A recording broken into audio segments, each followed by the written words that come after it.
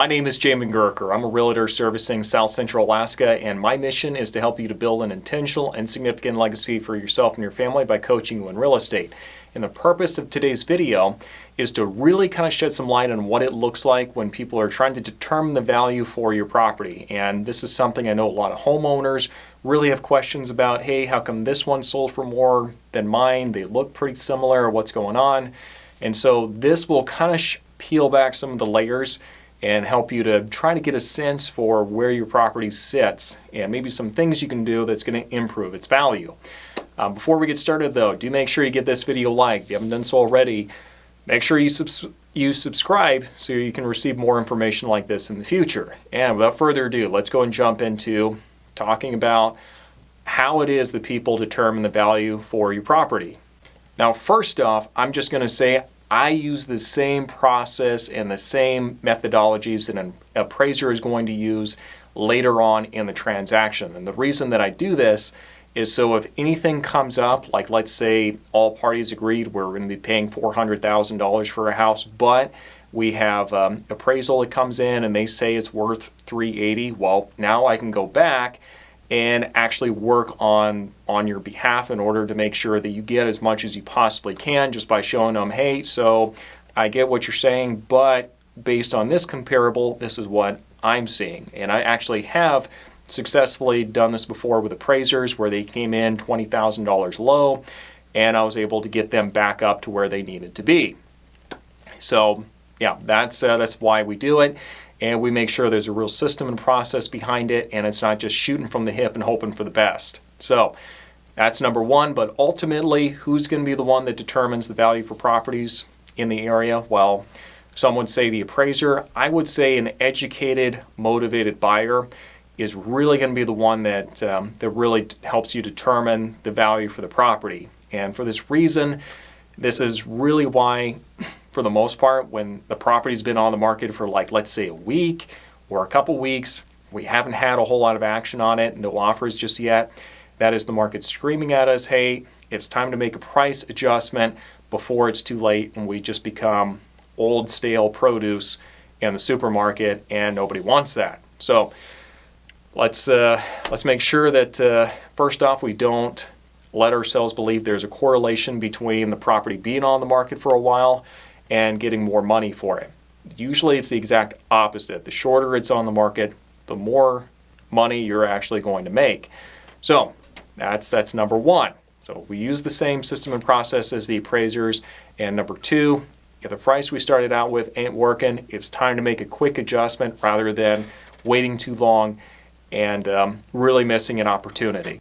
I'm going to say number one, what we do is we compare the properties against similar properties that have sold recently in your specific area. Okay, if I'm in Anchorage, I'm not comparing it to properties over in Wasilla or anything like that. So what we're going to do is compare it against properties of similar size, similar layout, similar, all this stuff, and really compare it to each other. And this is going to be based off of information that's available on the multiple listing service. Do not trust Zillow to be your source of information because Alaska is a non-disclosure state and you're not going to see how much it actually sold for. If it was on the market when it went under contract and they were asking for $400,000 for it, actually sold for $430,000, you're not going to see $430,000. Okay, Alaska is a non-disclosure state. You're not going to see that. And not only that, but you're not going to see details from the transaction like, hey, they paid over asking price, but seller paid $10,000 in the buyer's closing expenses. You're not going to see stuff like that. So that's number one. Make sure you don't rely too heavily on Zillow to help you determine the value for your home. Especially in Alaska, it's good luck. Now, some of the basic factors that we're going to be checking out as we're evaluating your home is number one, what is its condition? What is its age? What is the size of the lot that it's sitting on? What's the condition of some of the bigger systems in the property, like the roof, the hot water heater, stuff like that? What's the square footage for the house? What's its layout? Have there been any improvements done to the property, like updates, remodels, added space? Does it have any deferred maintenance? Is the back deck about ready to just fall apart?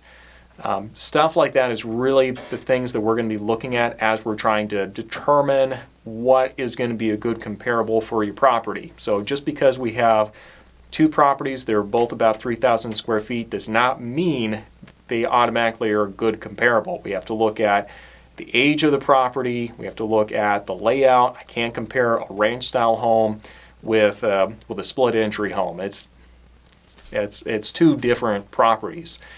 So that's going to be number one. And also, as always, location, location, location. So making sure that we're in alignment on those things, and we can kind of prioritize and see which one of those factors is going to be more important with this property. If they all can't align, is going to be paramount when you're trying to determine the value for the property. Let's take a break here real quick. For those of you who've been watching for a little bit, you know I have a seller guide for people who are considering getting their home on the market, and this is a great time for you to go ahead and reach out, and I'll be happy to send it over to you. Do make sure you do that either through my website, my Facebook page, or slide into my DMs, either way, and I'd be more than happy to send that over to you, just to let that be of service to you. Obviously, no charge for it. Now let's go and finish today's video. Now, what I would say is kind of an overarching concept I have when I'm working through and creating these home values and creating these broker opinions of value for you is really looking deep and getting really specific on stuff. I am not interested in just doing an overall average for a specific area where I'm trying to lump in like 50 houses and saying, oh, okay, let's just do the average of these. That is so lazy. I've actually have seen a CMA from realtors like that before. That is not how I do it. It is very specific, very clear criteria for what it is that I'm looking for in order to base my value off of. I will narrow it down to about 4 properties at most for what I'm looking at. If they're more, great, but at that point, by the time I got 4 backing up what the market's showing, I really probably don't need much more than that.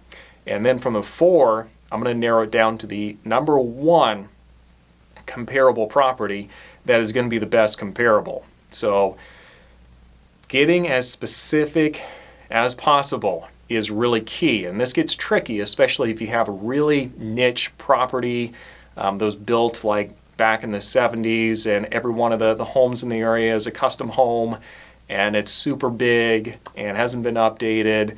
And those are the kind of properties where there's going to be some element of experimentation to it. We're going to start out at a price, and we're just going to have to know, hey, we're going to try this out, but it's all experimental, and we're not going to let ourselves get dug in at this price if it's not working and the market has rejected it. Because we know the longer we stay on the market, more chance it is that we're going to lose money in the process, because eventually it's been on there for 45, 60 days.